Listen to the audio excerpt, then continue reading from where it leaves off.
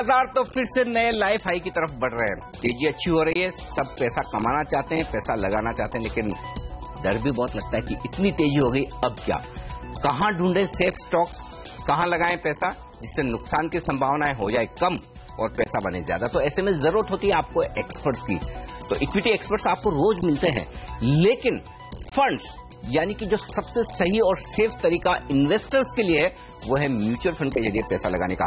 और mutual fund के जरिए पैसा न सिर्फ इक्विटी में बल्कि आप हर एक एसेट क्लास में लगा सकते हैं। तो जब इतनी तेजी के बाद आपको पैसा लगाने के लिए सही मौके ढूंढने हो तो यही सही वक्त है म्यूचुअल फंड्स के बारे में डिस्कस करने का। तो इस हफ्ते की हमारी खास पेशकश म्यूचुअल फंड मेला में आप सबका स्वागत है। नमस्कार, मैं हूं अनिल सिंह जी।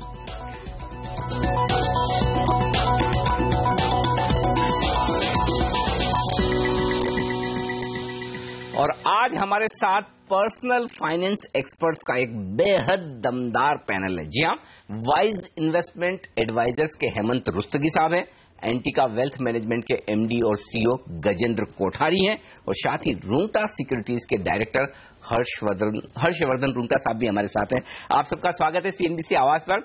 और इससे पहले कि मैं आपसे सवाल लूं, पूछूं फंड्स किस कैटेगरी में कौन से अच्छे, तो थोड़ा सा हमारे दर्शकों को बता देना जरूरी है।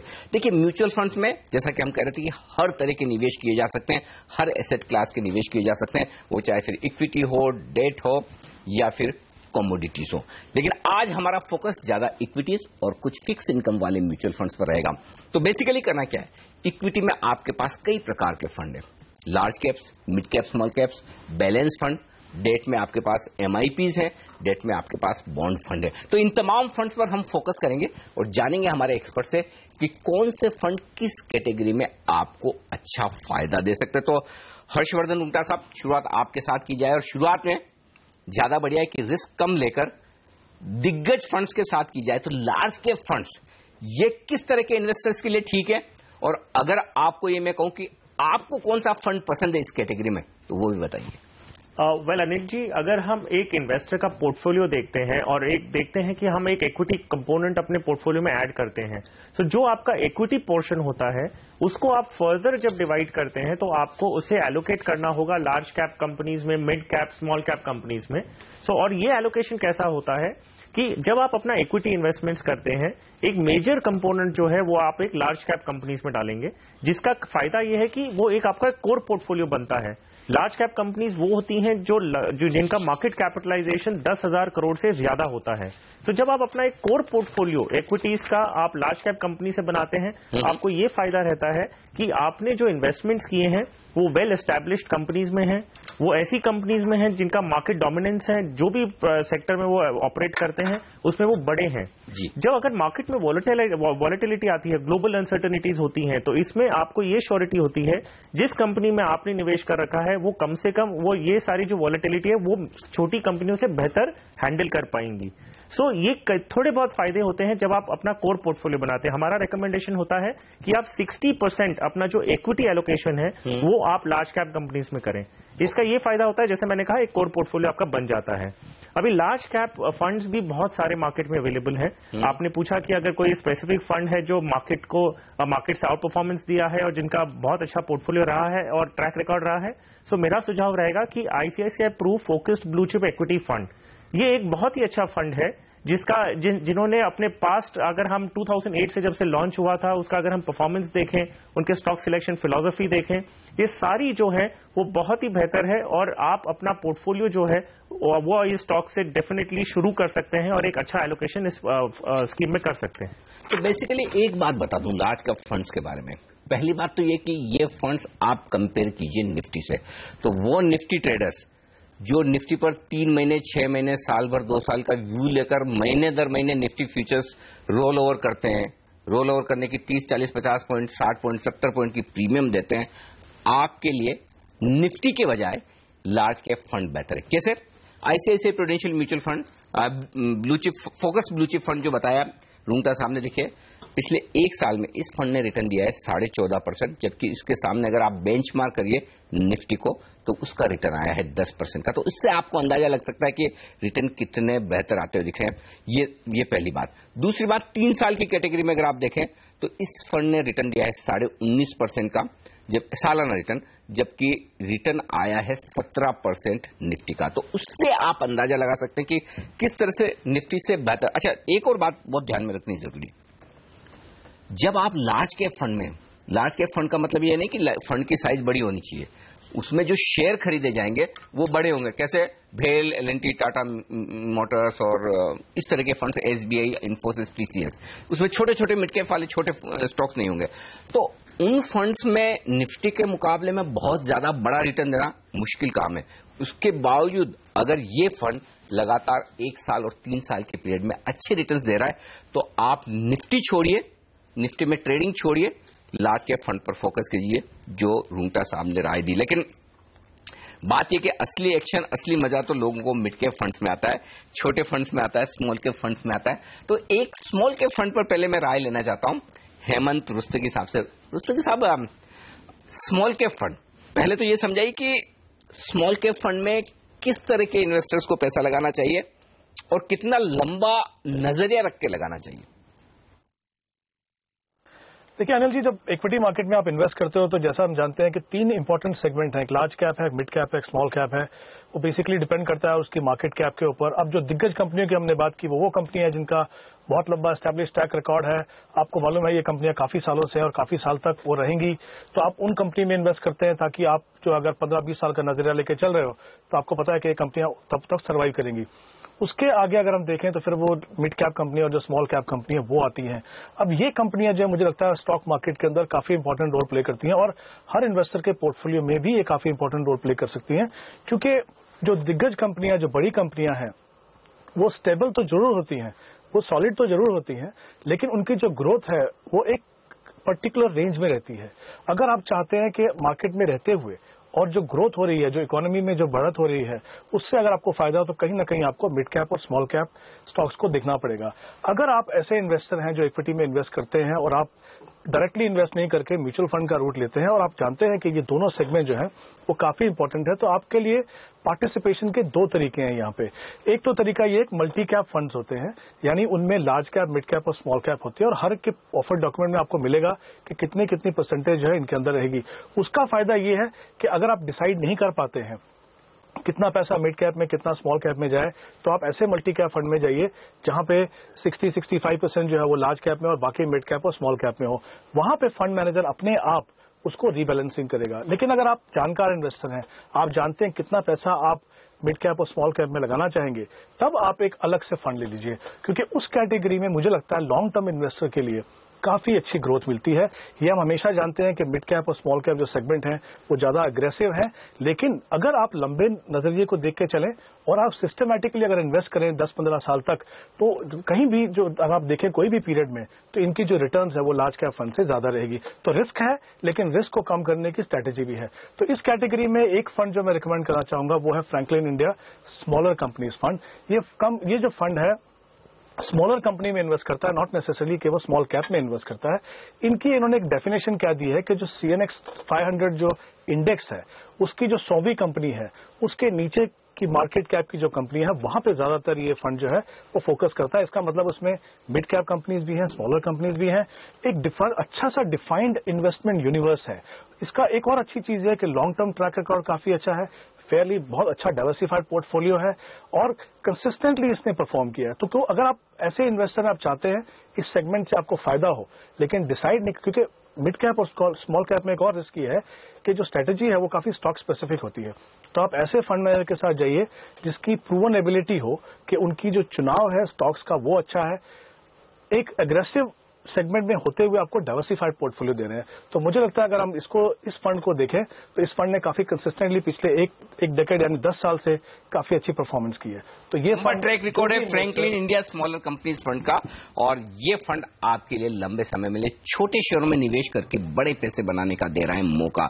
चलिए लेंगे एक छोटा सा ब्रेक, और ब्रेक के उस पार एक बेहतरीन और बड़ा इंटरेस्टिंग फंड चुना है कोठारी साहब ने। उनसे पूछेंगे कि उनके फंड की क्या विशेषताएं और क्यों उनकी टॉपिक में है। और साथ ही एक और इंटरेस्टिंग फंड होता है, तो वो है बैलेंस फंड, जैसा कि नाम है, लेकिन किस तरह के इन्वेस्टर्स के लिए और कौन सा फंड उस कैटेगरी में सबसे बढ़िया है, बताएंगे आपको इस ब्रेक के बाद।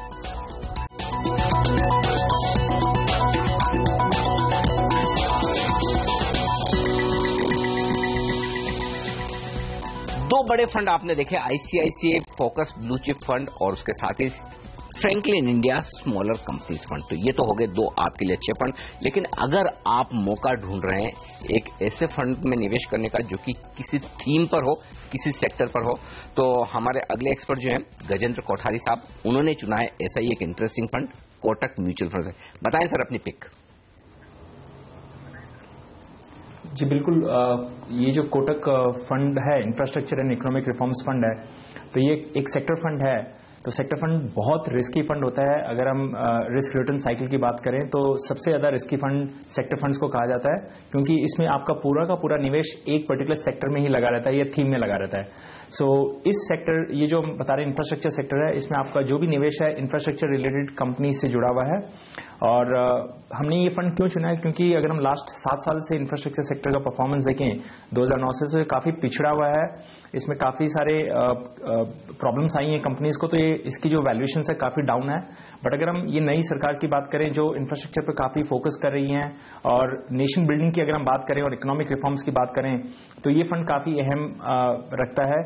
और अभी हाल ही में हमने देखा कि गवर्नमेंट ने स्मार्ट सिटीज की थर्ड फेज भी अनाउंस की। तो अगर ये 100 सिटीज जब आएंगी तो बहुत इंफ्रास्ट्रक्चर चाहिएगी, बहुत कैपिटल गुड्स चाहिएंगी, रोड्स, रेलवेज में काफी प्रोजेक्ट्स की बात करें, इन्वेस्टमेंट्स की हम बात कर रहे हैं, तो आने वाले टाइम पे ये सेक्टर काफी अच्छा होना चाहिए। और इंडियन इकोनॉमी की अगर हम बात करें तो दो पहलू पे डिपेंड करती है, एक तो कंजम्पशन और दूसरा इन्वेस्टमेंट्स। सो कंजम्पशन साइकिल अभी तक बहुत अच्छी चली है, बट इंफ्रास्ट्रक्चर साइकिल अभी तक पिकअप नहीं हुई है, इन्वेस्टमेंट्स अभी तक पिकअप नहीं हुए हैं। तो जैसे ये पिकअप होंगे, कंपनीज को ऑर्डर्स आएंगे, तो ये कंपनीज अच्छा करेंगी। बिल्कुल। तो इसलिए ये फंड पे मैं काफी बेट कर रहा हूँ। छोटा फंड है। जी बिल्कुल। तो इंफ्रास्ट्रक्चर पर कई बार हम जब मार्केट डिस्कस करते हैं, लोग पूछते हैं कौन सा सेक्टर पसंद है। तो जब हम ये कहते हैं कौन सा सेक्टर पसंद है, फिर आप पूछेंगे स्टॉक कौन से पसंद है, और इंफ्रा में अच्छे स्टॉक्स ढूंढना बहुत ही मुश्किल काम है। तो फिर ये काम आप छोड़ दीजिए फंड मैनेजर्स पर, ये कह रहे हैं गजेंद्र कोठारी साहब, और वो कह रहे हैं कि आप फिर ऐसे में Kotak infra and economic reforms fund में पैसा लगाएं। पिछले 3 साल में 32% के आसपास के रिटर्न आए और साल भर में 11% के आसपास के रिटर्न इस फंड में आते हुए दिखे। अब हम आगे बढ़ते हैं, लेते हैं अगला फंड, और वो है बैलेंस फंड। जैसा कि नाम है, बैलेंस है इक्विटी और डेट का। 65% इक्विटी मिनिमम और बाकी का डेट। और इसकी सबसे बड़ी खूबसूरती क्या है, डेट होने के बावजूद इसमें जो टैक्स बेनिफिट है वो इक्विटी का, यानी कि 1 साल से ज्यादा अगर आप बैलेंस फंड रखते हैं तो आपकी जो कुछ भी कमाई होगी वो टैक्स फ्री होगी।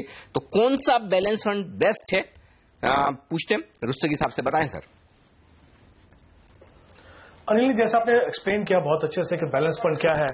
बैलेंस फंड उन इन्वेस्टर्स के लिए अच्छा है जो डिसाइड नहीं कर पाते हैं कि कितना पैसा इक्विटी में डालें, या जो शुरुआत करना चाहते हैं और ये नहीं चाहते कि पूरा 100% जो पैसा वो इक्विटी में जाए। तो आई थिंक उन लोगों के लिए, और ये उन लोगों के लिए भी अच्छा है जो इक्विटी में रहते रहते अगर चाहते हैं कि थोड़ी सी कुछ रेगुलर इनकम भी हो जाए, क्योंकि जो बैलेंस फंड जो हैं वो ज्यादातर एक रेगुलर इनकम भी देते हैं। तो आई थिंक बहुत सारे तरह के इन्वेस्टर्स के लिए बैलेंस फंड एक अच्छी ऑप्शन रह सकती है। और अगर आप ऐसे फंड को देख रहे हैं जिसकी इन्वेस्टमेंट जो है 65% या उससे ज्यादा इक्विटी में है, तो उस कैटेगरी में मैं एक फंड रिकमेंड करूंगा, HDFC प्रूडेंस फंड। सबसे इंपॉर्टेंट बात इस फंड के बारे में यह है कि पिछले 22 साल से ये एग्जिस्टेंस में है, 22 साल का इसका ट्रैक रिकॉर्ड है। अगर हम पिछले 2 साल की इसकी परफॉर्मेंस देखें तो शायद पहले जो 15 या 18 महीने, 12 या 13 महीने जो है उसकी जो परफॉर्मेंस है वो थोड़ी इतनी अच्छी नहीं थी। और मुझे लगता है ये ऐसा हर फंड के साथ होता है, क्योंकि हर फंड मैनेजर एक स्ट्रेटेजी को फॉलो करता है। यहाँ पे जो पोर्टफोलियो बनाया गया है वो इसलिए इस तरीके से बनाया गया है कि जब यहां से इकोनॉमी अगर इंप्रूव करे तो उसका फायदा पोर्टफोलियो और इन्वेस्टर्स को कैसे हो। क्योंकि अब हम देख रहे हैं पिछले 6 महीने से कि इकोनॉमी जो है थोड़ा बैक ऑन ट्रैक है, और हम देख रहे हैं कि कुछ सेगमेंट जो है स्पेशली जो जैसे बैंक्स है और जो इंजीनियरिंग है वहां पे काफी अच्छी हम बढ़त देख रहे हैं। तो मुझे लगता है अगर कोई इन्वेस्टर आज बैलेंस फंड को अगर देखना चाहे तो उनके लिए HDFC प्रूडेंस काफी अच्छा फंड है। इसकी अगर परफॉर्मेंस देखें, जैसा मैंने कहा बहुत लंबा ट्रैक रिकॉर्ड है, और बीच में थोड़ी परफॉर्मेंस का थोड़ा इशू था, पर अभी जो है वो पिछले 6 महीने से वो बैक ऑन ट्रैक है।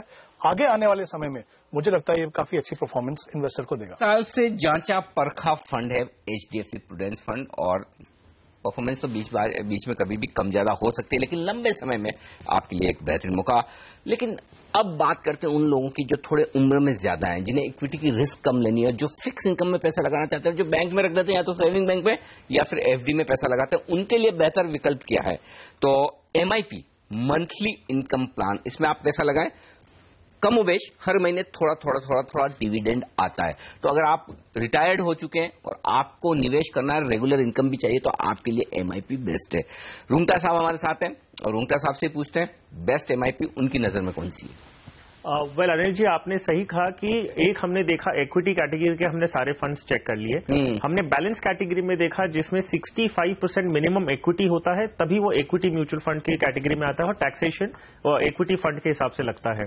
अब एक रिवर्स करिए ये रोल को, मान लीजिए किसी को एक बैलेंस्ड ब्लेंडेड पोर्टफोलियो चाहिए, डेट और इक्विटी दोनों चाहिए, लेकिन इक्विटी का कंपोनेंट ज्यादा नहीं चाहिए, उन्हें ज्यादा हिस्सा चाहिए डेट का, लेकिन एक छोटा कंपोनेंट इक्विटी का भी चाहिए, तो वो कैटेगरी आती है MIP, मंथली इनकम प्लान। नाम मंथली इनकम प्लान है, लेकिन जरूरी नहीं है आपको जो डिविडेंड आए वो मंथली लेना है, वो मंथली एक ऑप्शन है आपके पास, आप क्यूमुलेटिव चाहे तो वो भी ले सकते हैं।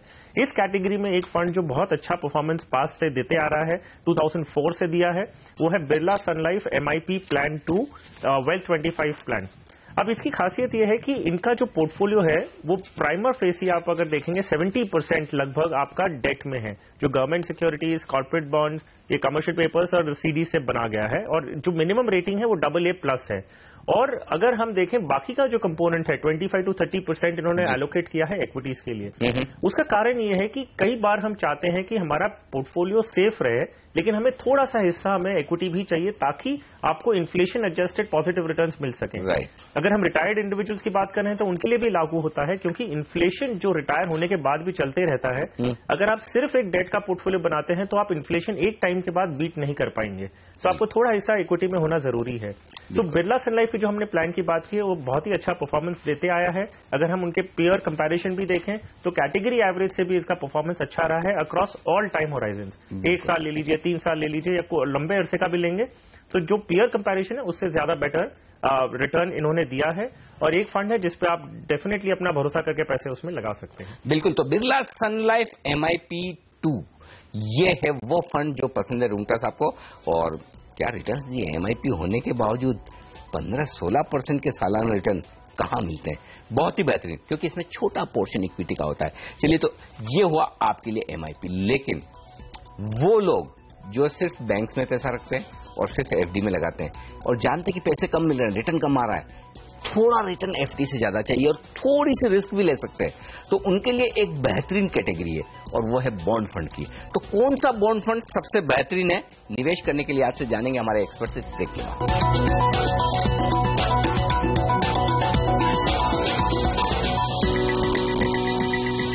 हेमंत रुस्तगी, हर्षवर्धन रुंगटा और गजेंद्र कोठारी साहब हमारे साथ है। और जो मैंने कहा था एक बेहतरीन कैटेगरी बॉन्ड फंड की, और जो बेहतरीन पिक बॉन्ड फंड्स में चुनी है कोठारी साहब ने उनसे पूछते Birla sun life dynamic bond fund. Sir बताइए क्यों पसंद है आपको ये? जी अनिल जी, बिल्कुल ये फंड काफी सेफ है।